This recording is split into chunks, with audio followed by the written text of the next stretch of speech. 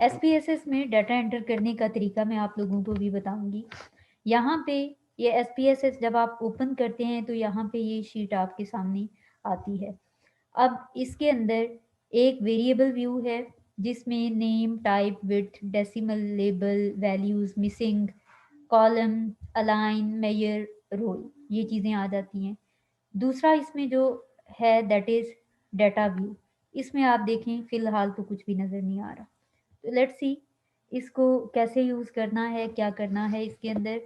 हम सपोज करते हैं कि हमारे पास जो हमारा क्वेश्चन है, let me open a question, फिर उसको हम टेस्ट करते हैं। उसकी बेस पे हम ये अपनी SPSS में वर्कशीट का एक स्ट्रक्चर डेवलप करते हैं और फिर उसकी बेस पे हम डाटा इसमें एंटर करेंगे। अब इसमें ये क्वेश्चन है, यहाँ से आप देख सकते हैं कि ठीक है इसमें ऑर्गेनाइजेशन का नाम है वो नहीं लिखा हुआ।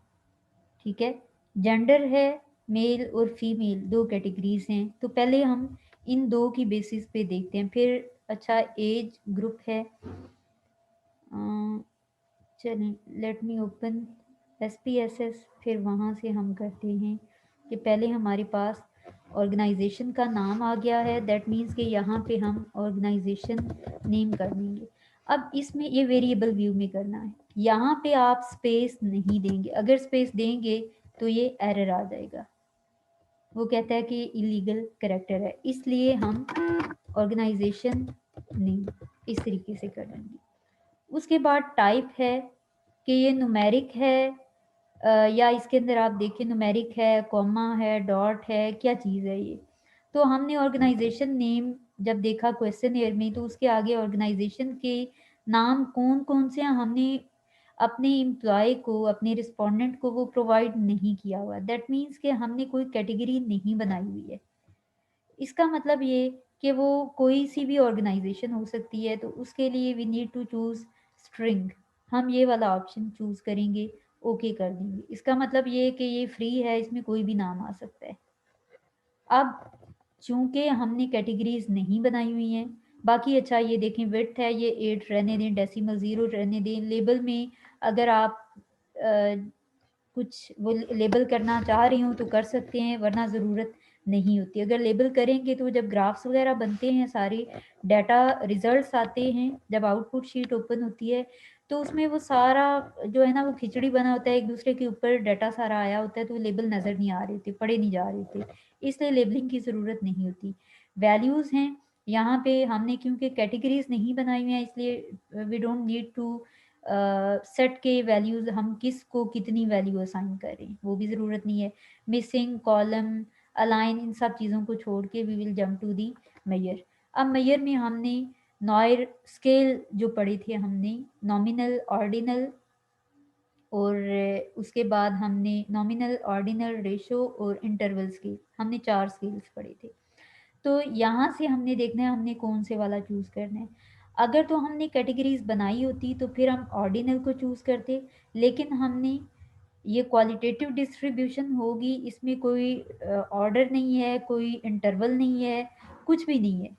ठीक है, इसलिए हम इसको सिंपली नॉमिनल रख देंगे। नॉमिनल की डेफिनेशन हमने पढ़ी हुई है, ऐसा स्केल जो कि क्वालिटेटिव बेसिस पे डिस्ट्रीब्यूट किया गया हो, या categorization of something on the base of quality अगर हो तो उसको हम नॉमिनल रखेंगे। तो यहाँ पे ऑर्गेनाइजेशन का नाम कुछ भी हो सकता है, तो इसलिए हम इसको नॉमिनल रखेंगे।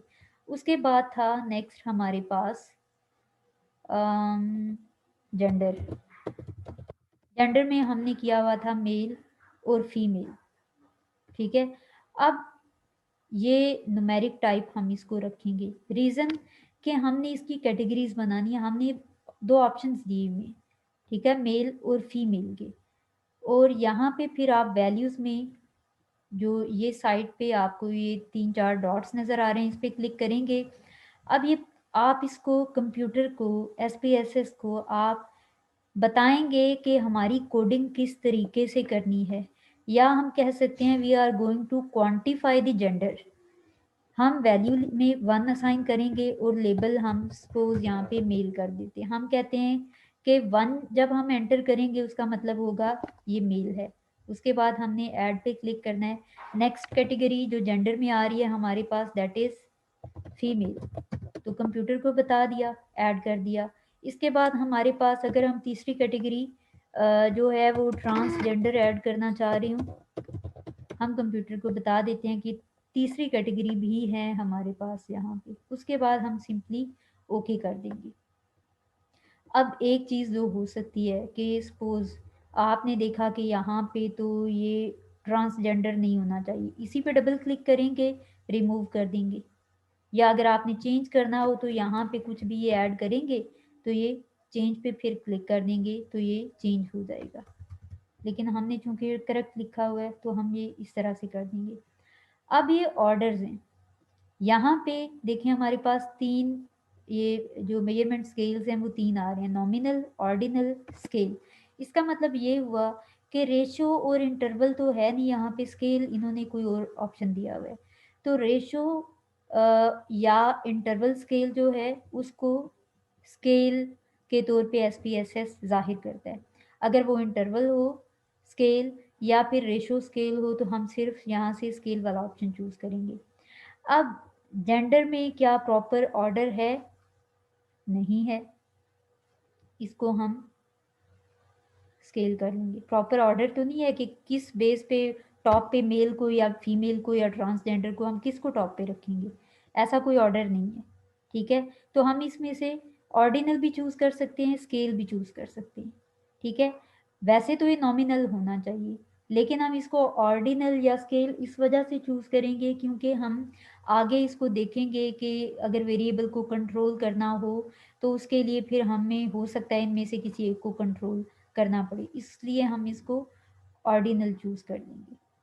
फिर नेक्स्ट है हमारे पास एज आ गई। सपोज एज में फिर आपने एज लिखा, अब ये खुद ही ऑटोमेटिकली जनरेट हो गया। अब न्यूमेरिक ही होगा क्योंकि एज हमने ग्रुपिंग की हुई है कि 20 से, या हम यहाँ पे कर देते हैं अगेन कैटेगरीज बनाएंगे कि 1 वैल्यू हम किसको देंगे जो कि सपोज अंडर 20 हैं जिनकी एज, उसके बाद 20 to 30, अब ये यहाँ पे वैल्यू देनी है 2, ये आएगी 20 से 30, ऐड कर लिया। फिर थर्ड 3 हम किसको कहेंगे जिनकी एज 30 to 40 होगी। अब यहाँ पे एक क्वेश्चन अराइज होता है कि 30 है और यहाँ पे भी 30 है तो ये नहीं होना चाहिए। अब वो लोग जो कि 30 तक हैं वो तो सेकंड कैटेगरी में आ सकते हैं, लेकिन व्हाट अबाउट दोज जो कि 30 से 31 के दरमियान है, 30 अबव हैं, फिर वो इस वाली कैटेगरी में आ जाते हैं। तो ये जो 30 से 31 फिर 40 तक है तो नेक्स्ट कैटेगरी 41 से स्टार्ट हुई, ये नहीं की जाती है। कुछ रिसर्चर्स करते भी हैं लेकिन अक्सर ऐसा नहीं होता ये उसमें, ताकि जो 30 और 31 के दरमियान वाले लोग हैं उनको भी इंक्लूड करना होता है, इसलिए फिर जो लास्ट डिजिट होता है एक कैटेगरी का, दूसरी कैटेगरी फिर उसी डिजिट से स्टार्ट की जाती है। इसी तरह से हमने जो है वो ओके कर दिया। अब ये डाटा व्यू में आप देखें तो यहाँ पे ये चीज़ें बनती जा रही हैं, जो यहाँ पे रो वाइज हैं, ऑर्गेनाइजेशन नेम, जेंडर, एज। यहाँ पे ये देखें ऑर्गेनाइजेशन नेम, जेंडर, एज, ये चीज़ें आ गई। उसके बाद हम यहाँ पे एजुकेशन लिखते हैं। एजुकेशन में भी अगर हम कैटेगरीज हमने बनाई हुई हैं तो फिर हम यहाँ पे बताएंगे SPSS को कि 1 वैल्यू का मतलब है आपका SSC, जो आपके मैट्रिक तक के लोग हैं। उसके बाद सेकंड में आप कह रहे हैं हायर सेकेंडरी स्कूल जिनका है SSC, HSSC। 3 आप कह रहे हैं जिन्होंने बैचलर किया हुआ है। ठीक है, BA में सिंपली लिख दूंगी यहाँ लेबल में। इसी तरह से 4 मैं कर देती हूँ जिन्होंने मास्टर्स किया हुआ है, और 5 कर देती हूँ जिन्होंने MS या MPhil किया हुआ है।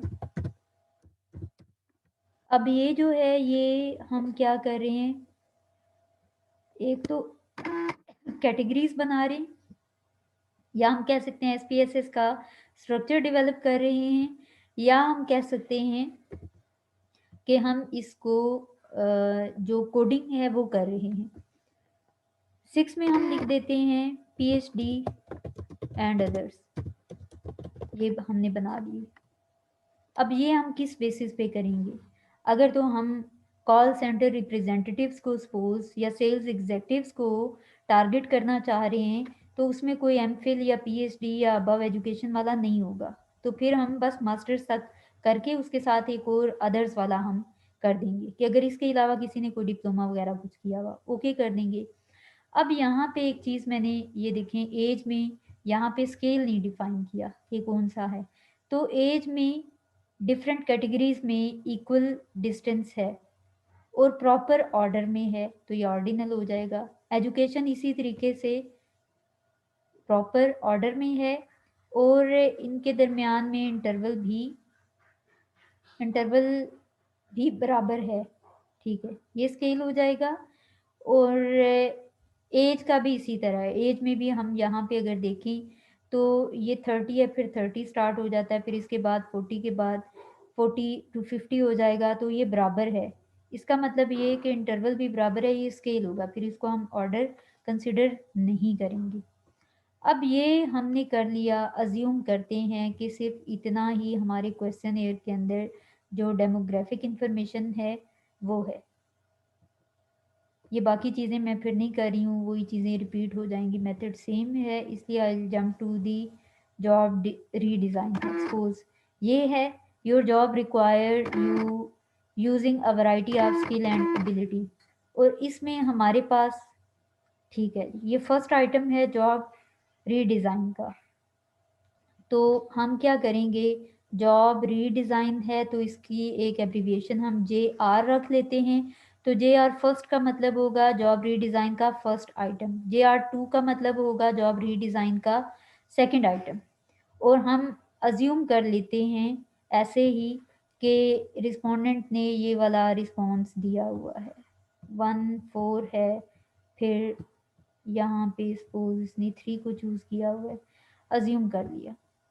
तो पहले हम स्ट्रक्चर डेवलप करते हैं जॉब रीडिज़ाइन का, इसमें हम सिर्फ इन आइटम्स को चूज़ करेंगे अभी 6 को, ताकि हमें जो है वो एंट्री में ज़्यादा टाइम ना लगे, ज़्यादा चीज़ें हम लर्न कर पाएँ। अब इसमें हम जाएंगे SPSS शीट में, इधर एक दफ़ा डेटा व्यूज़ का देख लेते हैं, यहाँ पे ये चीज़ आई है, उसके बाद से जितने हमने डेमोग्राफिक इंफॉर्मेशन वाले वेरिएबल्स को हमने ऐड किया उतने यहाँ पे कॉलम बन गए। अब इसके बाद हम क्या करेंगे, जॉब रीडिज़ाइन है तो JR1 ये होगा जॉब रीडिज़ाइन का फर्स्ट आइटम, ठीक है। उसके बाद हमने क्या करना है, ये न्यूमेरिक ही रहेगा क्योंकि हमने क्वांटिफाई किया हुआ है रिस्पॉन्सेज को। कैसे हमने इनको किया हुआ है कि 1 का मतलब होगा स्ट्रांगली डिसएग्री,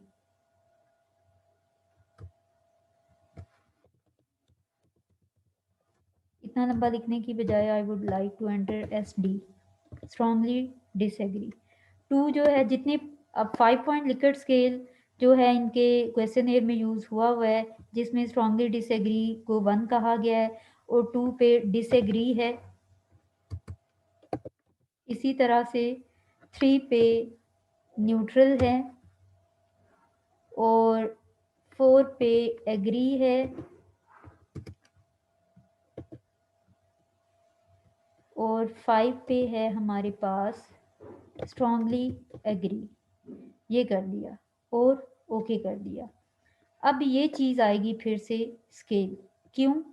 क्योंकि इसमें प्रॉपर एक ऑर्डर है, strongly disagree, disagree, neutral agree, strongly agree, एक तरतीब भी है, एक प्रॉपर ऑर्डर भी है, सीक्वेंस है एक, प्लस ये कि 1 से 2 में जितना डिस्टेंस है या जितना इंटरवल है इतना ही 2 से 3, 3 से 4 और 4 से 5 में भी है, इक्वल डिस्टेंस है, इक्वल जो फासला है एक कैटेगरी से दूसरी कैटेगरी में वो बराबर है, इसलिए हम इसको इंटरवल कहेंगे। तो इंटरवल यहाँ पे नहीं है इसलिए हम इसको स्केल कहेंगे, SPSS में इंटरवल को स्केल कहा जाता है।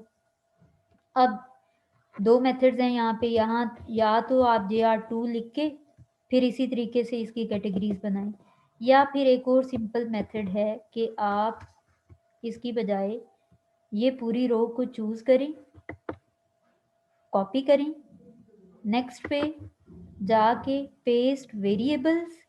अब इसमें सिंपल पेस्ट नहीं करना आपने, वो फिर एक रो एज इट इज़ पेस्ट हो जाएगी।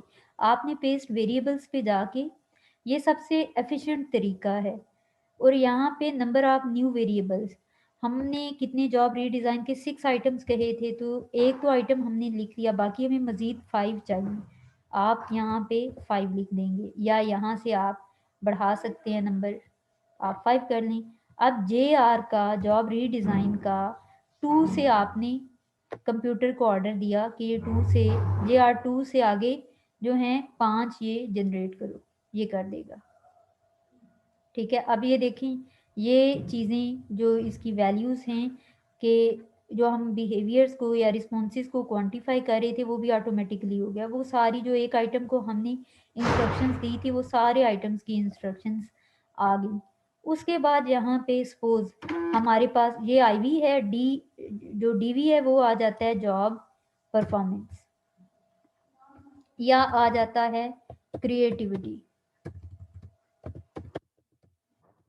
ठीक है, तो क्रिएटिविटी को आप क्रिएट 1 में कर लेती हूँ। अगेन यहाँ पे फिर मैंने बताना है कि 1 का मतलब होगा स्ट्रांगली डिसएग्री, फिर 2 डिसएग्री है, ऐड किया इसको भी। फिर अब थर्ड जो न्यूट्रल है उसको हमने 3 कहा हुआ है, ये भी कंप्यूटर को इंस्ट्रक्शन दे दी।